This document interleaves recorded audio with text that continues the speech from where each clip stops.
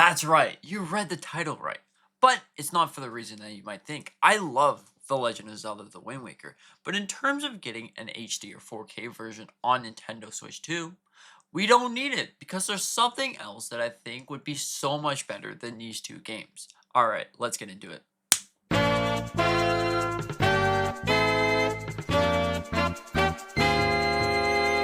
So everybody loves The Legend of Zelda Wind Waker, am I right? But the thing is, we do not need The Legend of Zelda Wind Waker HD or 4K on Nintendo Switch 2. Because imagine a direct sequel to The Legend of Zelda Wind Waker. Now I'm not talking about Phantom Hourglass, I'm talking about the complete edition of The Legend of Zelda Wind Waker. This would be the second story on what happened. Now we know that Phantom Hourglass takes place sorta after Wind Waker, but it's not really exactly how you would think. It's more like a dream, something that doesn't really necessarily happen.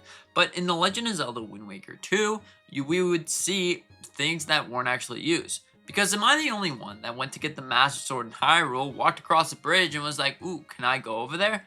That'd be really cool if I go over there. But it turns out that there's a barrier, and it doesn't allow you to walk over there.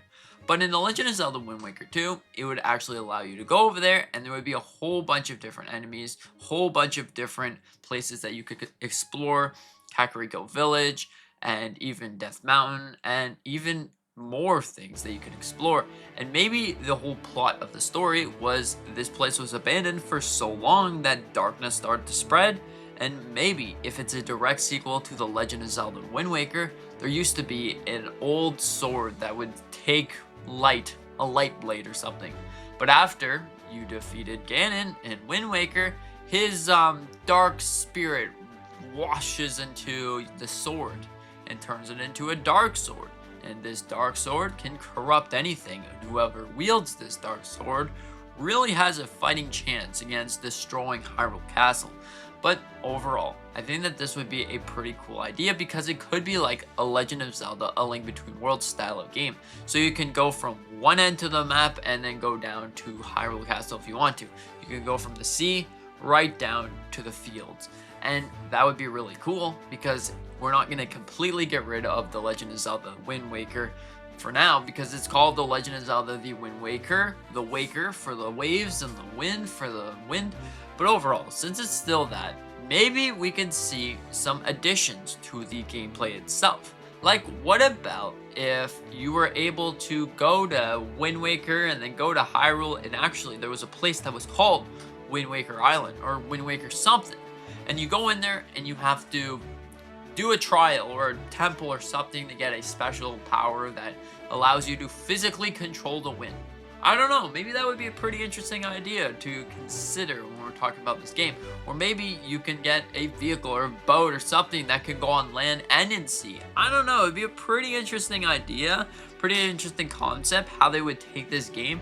You won't really know, because am I the only one that thinks The Legend of Zelda Wind Waker, the gameplay, the UI, and everything is actually really good compared to other games that are more in a linear format? Am I the only one? Because if I'm looking at The Legend of Zelda The Wind Waker, I think I would 100% choose this style of gameplay over something like Ocarina of Time, Twilight Princess, or even like other games that were similar to this, Majora's Mask or something. But I'm not saying that the game is bad. I'm saying like the gameplay style is just not the same. Wind Waker really took a step up, and when you look at that, I think that if we do see something in the open world, it would be like, okay, so you finish your Wind Waker things, you save the day, and all of a sudden, something called you from underneath. The king of Hyrule Castle called you, so you can do his things, and the barrier that was keeping Hyrule Castle sealed away is now broken, and now there's darkness going all over the place. The Dark Sword has been reawakened, and Ganon really destroyed everything. So I don't know. That'd be a really interesting concept of a game because, hey, it's Wind Waker, but it's also different Wind Waker. In the art style itself, beautiful. So in terms of, do we actually need The Legend of Zelda Wind Waker HD or 4K on Switch 2? Hey, I mean, this would be cool because what if we take the original Wind Waker game, slap it on a cartridge with two games? It would be kind of like a Bowser Fury style of game because maybe there's not enough to make a full game.